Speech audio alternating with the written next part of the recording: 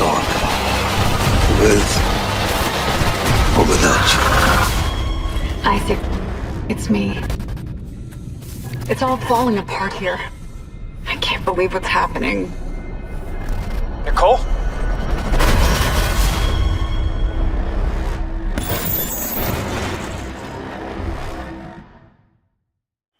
Bonjour tout le monde. Hi everyone.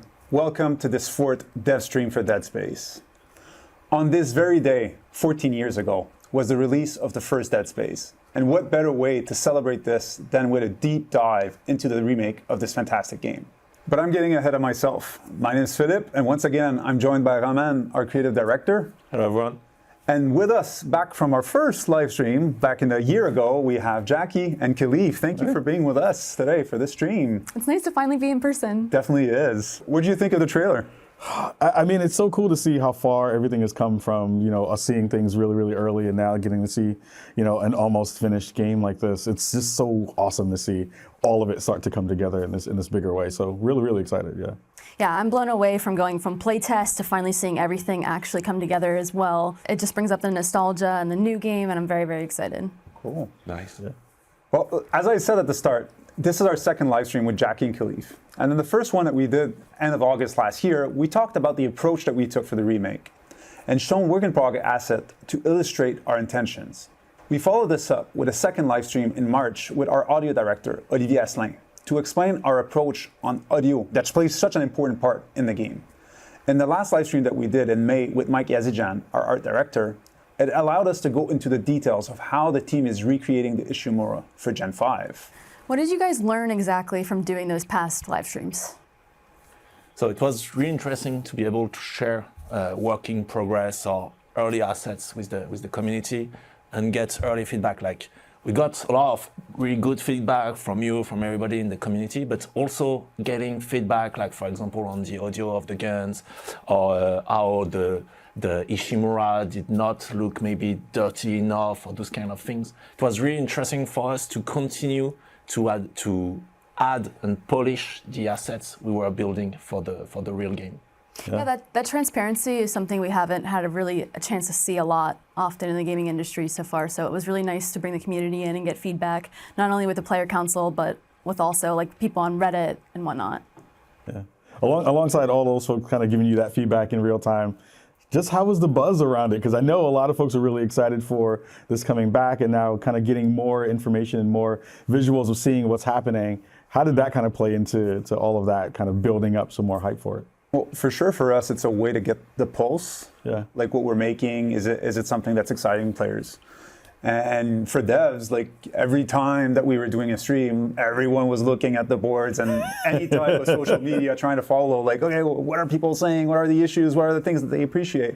So it's exciting to be able to have that feedback much sooner than we usually are, and also not with all buttoned up assets that are more marketing-y, and that sometimes won't necessarily represent all the effort that the team is having and putting together to explain what are we trying to achieve. So I think the way it was done for us, it allowed to show the behind the scenes a little bit more and show all the passion and love that the team has for the game that we're making. Because like everybody in the team, starting with us, and everybody at Motive or working with us, we're all big fan of Dead Space. And really doing those live streams, having that open discussion, it really helps us to make sure that we are being true to the original. That not only we are remaking Dead Space and remaking it with the eyes of us as fans, but that's also something true for other people outside of the team that are also fans of the original game. And that was something really important for us. And I hope it shows in what we are showing today. It's very apparent. I feel like I learned that very early on in the player council sessions, that you guys do care and you were responsive to critical comments that we had. And it's coming from a place of obviously love and passion for the game, which is nice. Yeah, and it feels like you're bringing all of us back in and closer to development, which is a thing I'm sure is very scary for all of you as well, doing that work and kind of opening up the doors in that way. But I'm excited. Again, like, this is going to be super fun, and I guess we have a lot more to show during the stream today. So. Definitely do. Yeah. Definitely do. So we have many things to show today. So we actually want to start with a gameplay extended trailer that we're going to look at. In this extended trailer, we'll have Isaac that's going to be walking through the engineering deck. And his mission is to repair the engines. And to be doing that and to be fixing something that completely went haywire. We'll showcase a lot of the novelties that we brought to the game. But Roman, to kick things off, why don't you walk us through the different priorities that we set very early on the project and that have acted as guiding lights for the production? Yes, Phil, but before doing that, I want us to quickly go back to the original Dead Space and just walk you through what we think were some elements that were really unique to that experience and that we really want to recreate and pay really justice to in the remake of the game. And the first one, really unprecedented immersion. Dead Space redefined immersion convention in gaming. No HUD, very few cutscenes, everything geared toward having players at the edge of their seats from start to finish, never letting go of the controller. Iconic setting, inspired by Alien, Event Horizon, and The Thing, Dead Space brought a classic survival sci-fi setting never seen before in game, with this level of quality. Of course, the gameplay, strategic action, shooting monsters in the face was no longer enough. Having players think under pressure to survive with satisfying dismemberment mechanics was seen as one of the most unique gameplay takes for the genre's history. Fast forward to today, and Dead Space is back to its roots and better than ever. The first thing we did was to clarify our design goal, defining what it meant to create a true remake for Dead Space. Those 4 design priorities are true to the original, horror, unbroken immersion, and creative gameplay. All right, a great way to set the table for what's next. So, like I said at the beginning, we have a pre-recorded video of a walkthrough of some of the section of Chapter 3, Inside Engineering. And it's the first time that we'll air this, and it's a first look at an extended version of Chapter 3, so quite exciting. Let's have a look.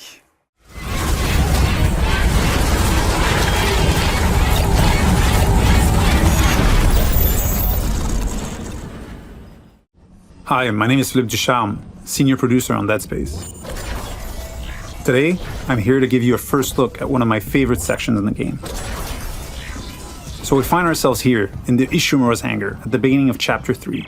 We're going to make our way towards the control room in engineering, where we'll attempt to restart the ship's engine.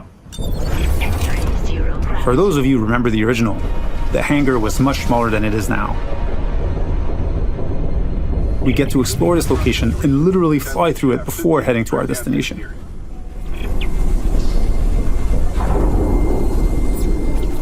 Navigating between chapters without load screens or having the camera cutaway is part of how we've reimagined the Ishimura for the remake. We don't need to rely on the tram as the sole way to get between chapters. It is now a seamless, interconnected ship.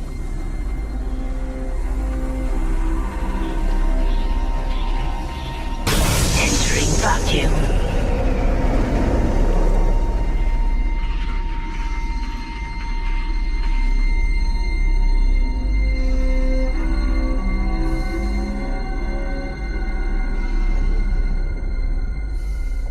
We've got 2 lurkers here. You can quickly get rid of them with the pulse rifle or Isaac's trusty plasma cutter. There aren't many traditional firearms on board. To survive, you may have to improvise and choose how to take each necromorph down. We're now entering the ship. We have a lot to show you, so let's skip ahead to Chapter 3.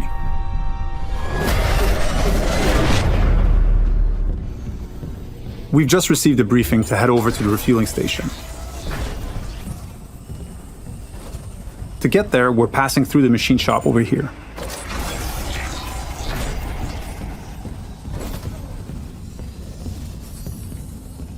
If you needed to backtrack or simply wanted to explore the ship further, you may encounter a completely different experience. Different enemies, the ambience and lighting may change. This is what we call the intensity director. It keeps the Ishimura unpredictable and brings some additional tension and challenge.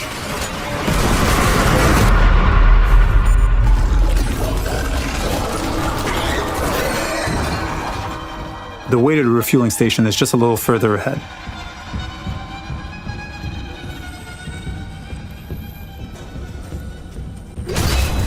As you can see, some memorable moments are authentic to the original. We've added tons of graphical enhancement that support strategic dismemberment. Using kinesis, we'll bring that gondola over and make our way to the south refueling station.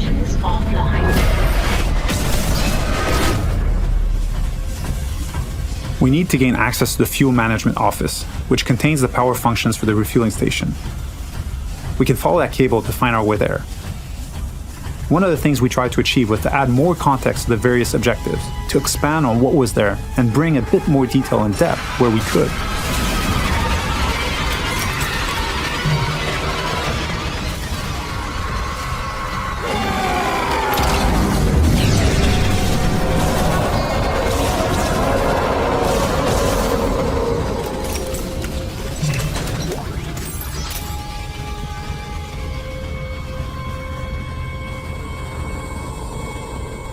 The refueling station has no power. We can look for a way to access the fuel management office.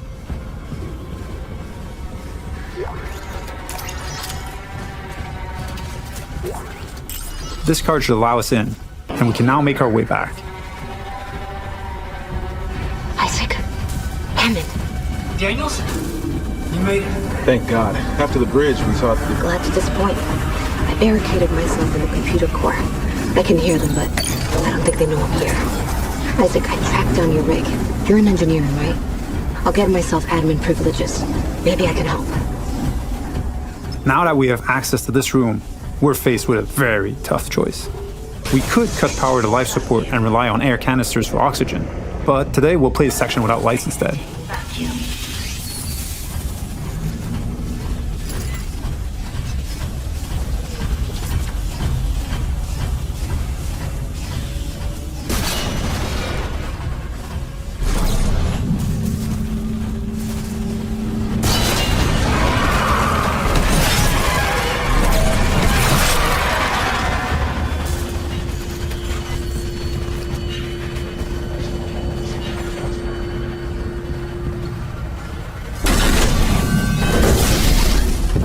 With the power restored, the south refueling station can now be activated.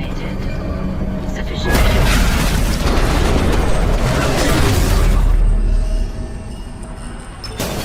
Decontamination sequence activated.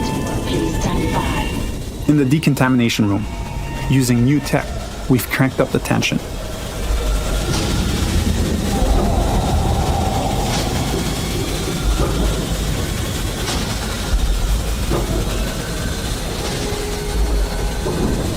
Dynamic smoke creates that thick and opaque atmosphere that makes you lose track of the lurkers, even when they're right next to you.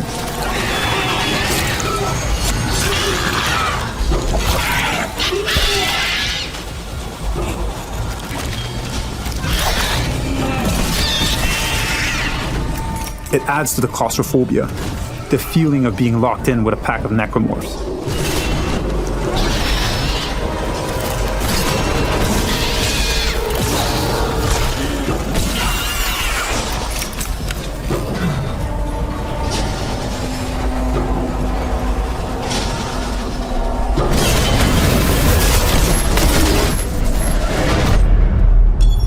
Our last stop is the centrifuge.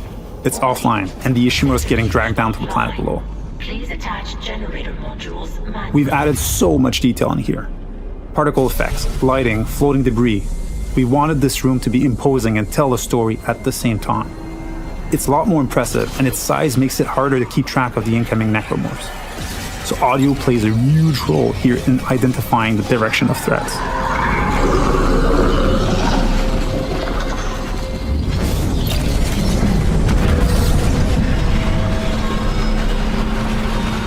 With one of the generator modules back in place, we can head to the second one. Flying in 0G and not being anchored to the surface makes spatial awareness extremely important. combat encounters can quickly become deadly, especially with leapers.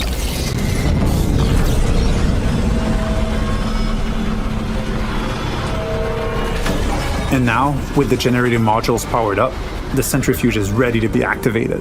Generator module attached. Clutch engaged. All personnel clear for centrifuge restart. I hope you enjoyed this sneak peek at the new Dead Space. Thank you for tuning in. That was nuts. Yeah, it was fucking awesome. That was wild. From the hangar to decontamination to centrifuge to the interconnected gameplay to the intensity director, the list goes on. The first thought after seeing that is, why the fuck am I using the tram? The answer is replayability. Now we can go back and play multiple playthroughs with different options. You have more exploration. It was amazing. It's incredible. Well, I want to talk a little bit about the intensity director, because I think for a game like this where folks are coming back to this kind of content, one of the things that people talk about a lot is like, well, what's going to be different in the playthrough that I'm going to have when I go in and go back into a game like this? Talk a little bit about the intensity director and how that's going to change the way folks are going to be coming to this new version of a game that they might have played before.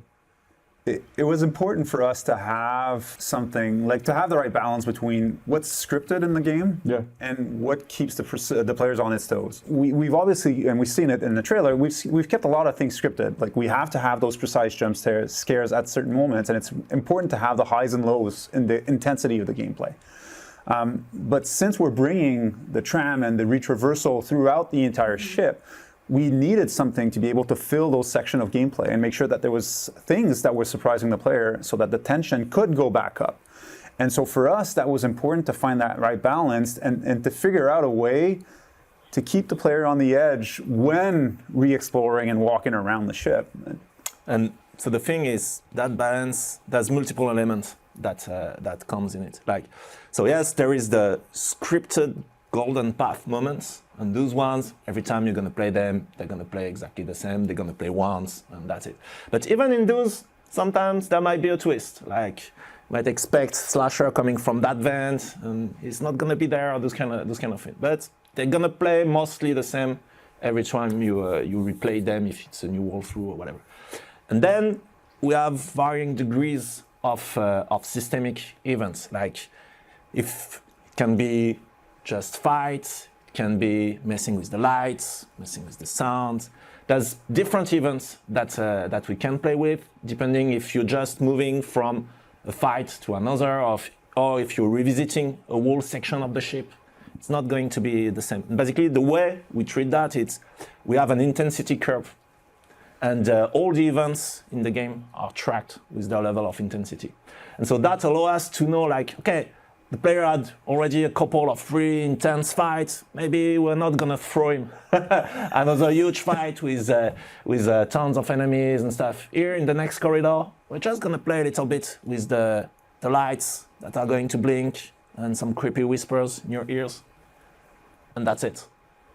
Or that place, we really want you to feel safe. And so, yeah, even the light's going to be okay, no more creepy whispers, whatever. Yeah. But that vent, there's going to be something weird about that vent. And if you get close to it, actually, maybe a slasher is going to spawn and make you jump. And all those things will be handled by the intensity director. And I know you also talked about this, pre-stream and pre-conversation was, even the slashers are going to be a little bit different when you see one as opposed to the other. Talk a little bit about that, because I thought that was super cool too. Yeah, so that's something in the original, like all the slasher, they already had some kind of job when they were humans aboard the ship. Like depending on which bridge you were like seeing medical miners or medical guys or whatever. So that's something we definitely kept from the original. But riffing on that, we wanted to add a bit even more personality to the slashers, and makes you really, like, every time you're gonna shoot a slasher, we would like you to feel like it's a different guy. And so on top of giving them jobs and different clothes and stuff like that, we also gave them ethnicity, because the Ishimura, it's really has a diverse crew, and we wanted that to also show on the slasher. So now it really feels every time it's a new guy, and it's a new, you can really believe now playing the game we're trying to reinforce the immersion around that. Like, yeah, those monsters, they used to be the crew. So should we feel sorry now for the slashes that we take out now? Slaughtering. We're like, oh, that person was the cook on the ship. You gotta go. Exactly. You gotta get out of here. Can you cook the guy? I'm good. I have friends who can't, but we're not gonna talk about that during this stream. But yeah, a lot of conversations about that for sure. I think we should talk also about audio. Audio is obviously the massive staple. It's what drew me in initially to Dead Space and really kept me, that whole intrigue. In this trailer, in Decontamination, for example, we have the increased fog, like the dynamic fog, that you can't necessarily always see where enemies are coming from, which is really interesting because of its more audio, and you have to really listen to what you're looking for. And we see that again in the Centrifuge, which, by the way, is fucking massive. It's huge. I love how you're showing the original game, because you recall like these different areas and you imagine these huge environments, but now looking at what the remake is, it's just mind-blowing, honestly. And it's much darker, which I grilled you guys a lot about darkness. I remember that, yeah. But I really, really like that since these spaces, you still have smaller spaces enclosed for that claustrophobic feel, which is true to the original, but you also have these very, very large rooms now that are extremely built out, gritty down, very gritty looking and dark and immersive, but you don't know where ads are necessarily coming from because of the intensity director. It's not just the same vent every single time, which is great because then you have to utilize your audio and really listen for where ads are coming out. I love that aspect, and I like Decontamination. It's much scarier in my opinion now. There's a lot to like. Yeah, definitely. Well, you touched on a lot of points that were points of interest for us. So audio, that we had, like I said, Olivier that went in and explained how we're trying to recreate in one of the past streams. And it is something that like was such groundbreaking, I think, in the initial game. It was so well done. But the addition of the occlusion and making sure that we understand where is the sound traveling from when you're navigating the ship, to really hear the threats and say like, oh no, that creature just spawned behind me, but I have someone in front of me now. Like, who should I prioritize? What should I do? Yeah. Mm-hmm. And we do play around with that, like in the scripted sequences, but also the intensity director, like Aman said, there's a lot of events that are either foreshadowing events that may lead to something or not, or post-shadowing. Like if the enemy decides to jump through a vent and walk away and run away, you'll hear that enemy travel within the world. So or if he's trying to actually run away after you because you ran away, you saw him and you were like, no, fuck it, I'm out. And you switch room and you're gonna hear him go through the vent, crawl in the walls, and come back from another. Oh, that's awesome. Mm-hmm. So it plays such an important part, and with the music, with the sound effects of the guns and everything, and it's we're getting to a place where it feels good. It feels right when you're listening, the right tune, the right mix. It's always something that we do until the very end, the mix of every sound element.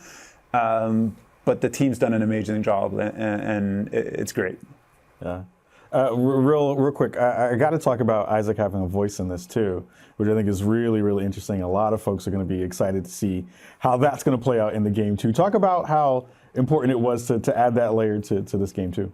So yeah, definitely early on, that was a huge deal. The discussion around Isaac voice, like in one of our first console, we spoke about that, and at first I'm still mad that I wasn't the voice of Isaac. I'm still salty about that. I didn't get that role. Not convinced, right? I raised my hand a lot. Are you sure, guys? But so our thought about that was like, so yes, we're making Dead Space, but who's Isaac? Who's that guy?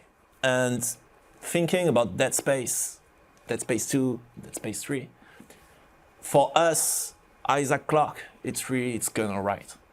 It's the actor that's playing Isaac in Dead Space 2 and Dead Space 3 that give his voice to Isaac in Dead Space 2 and Dead Space 3. To the point of which in the team we call him Gunner Clarke. It's really is the guy.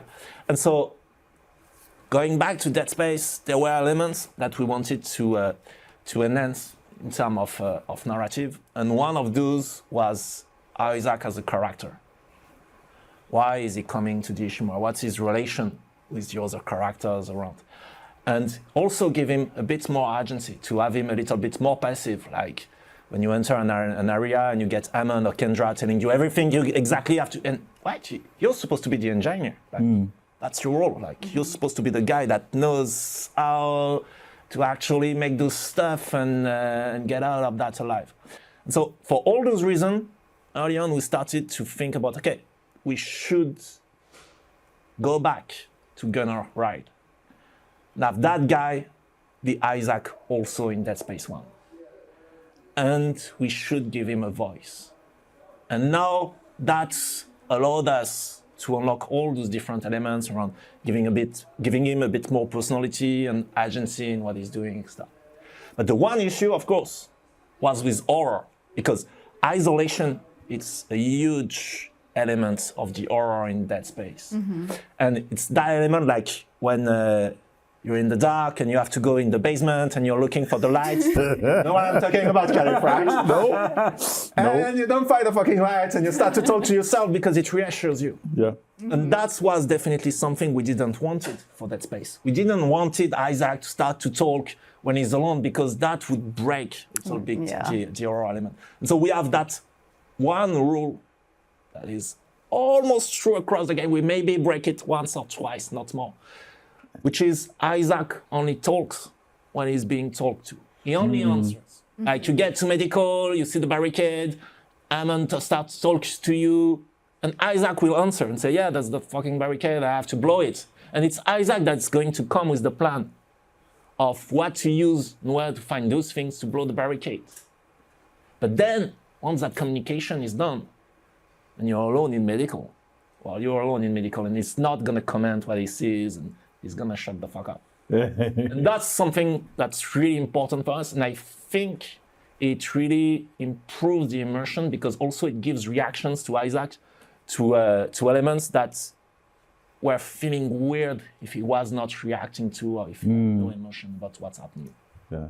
That's awesome. I'm super excited to see that come to life, because I know when I am scared, I do really, really dumb things. I talk to myself, I beatbox. So Isaac, we hopefully will beatbox in when he's scared. So we'll see how that works.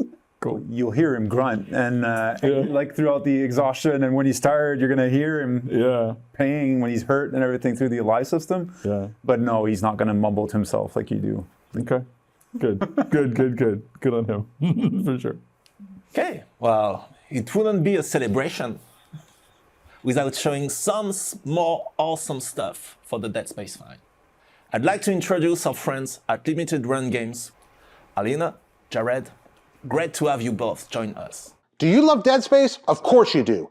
I'm Jared from Limited Run Games, and I love Dead Space too. And I'm not the only one here who does. For example, to my right, your left, my friend, Alina. Hi, I'm Alina from Limited Run Games, and we are super excited to show you what we have for Dead Space fans. You told us you wanted a Dead Space Collector's Edition, and we listened. And you said what you wanted, most of all, was this, the Isaac helmet. And holy crap, it happened. Isn't this amazing? And we're going to get to it in just a minute. Yes, it's the most exciting part, but there's also some really great other stuff in this Collector's Edition we want to show you. And for more on that, Alina!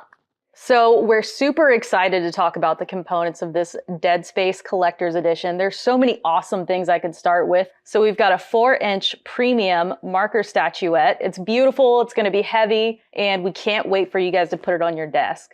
We also have a steelbook included, which has the Dead Space logo and Isaac's silhouette on the back. Okay, totally interrupting here, but I want the embroidered Ishimura 3-inch patch. I want to stick it on something, I don't know, my jacket, my hoodie here, my forehead. I don't know, where are you going to put it?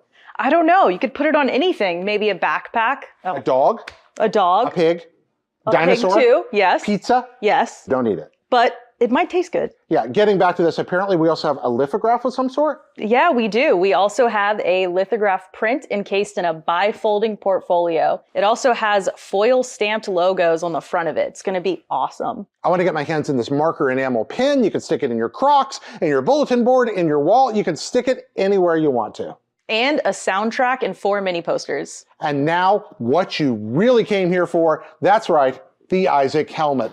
Look at this thing of beauty. It lights up. It's big. It's hefty, and it's absolutely enormous. Not only is it big and hefty and enormous, it's also adjustable. Now, I have a truly colossal noggin, like a big old fat head. And this thing, watch this, goes right on it. That's right.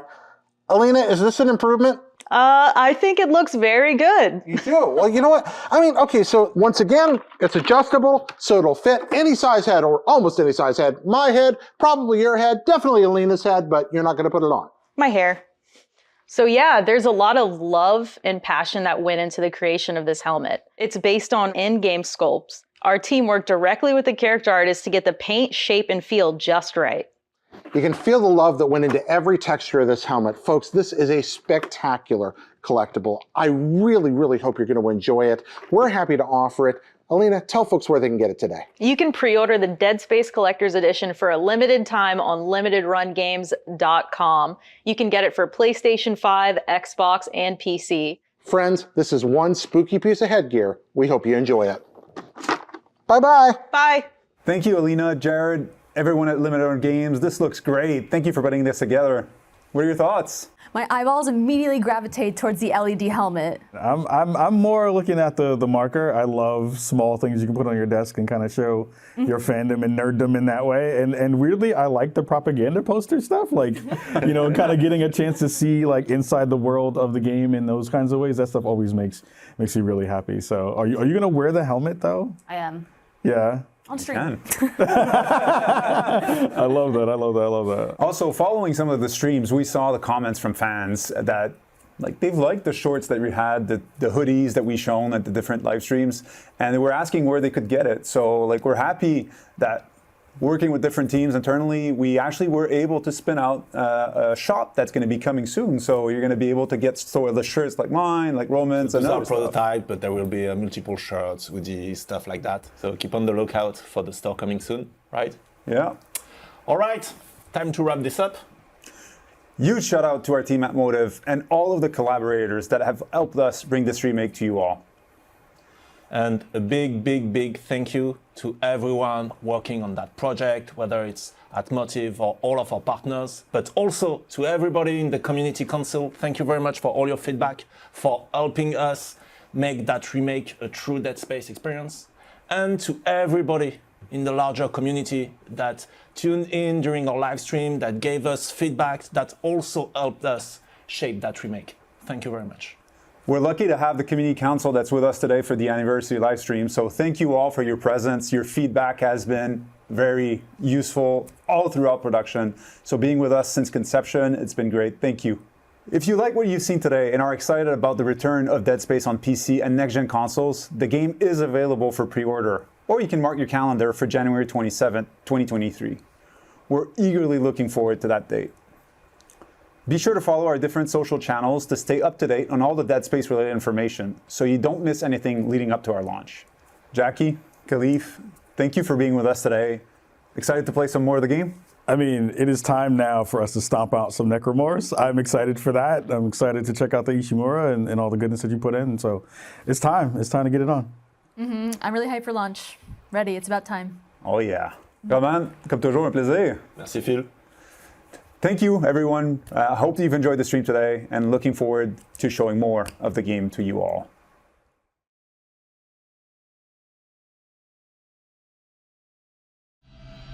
USG Ishimura, this is the emergency maintenance team of the USG Kellyan responding to your distress call. Isaac Clarke.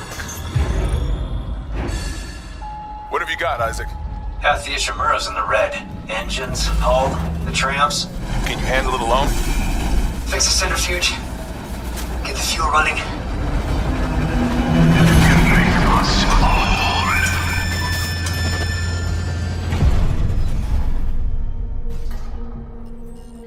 This is Senior Medical Officer Nicole Brennan. Medical is overwhelmed. We need help.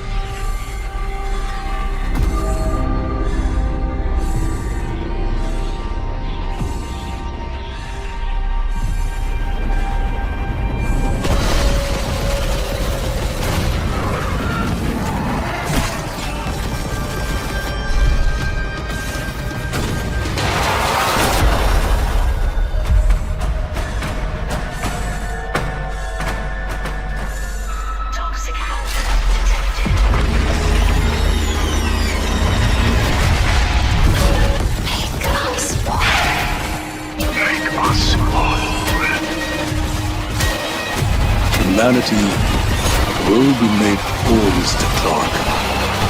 With or without you. Isaac, it's me.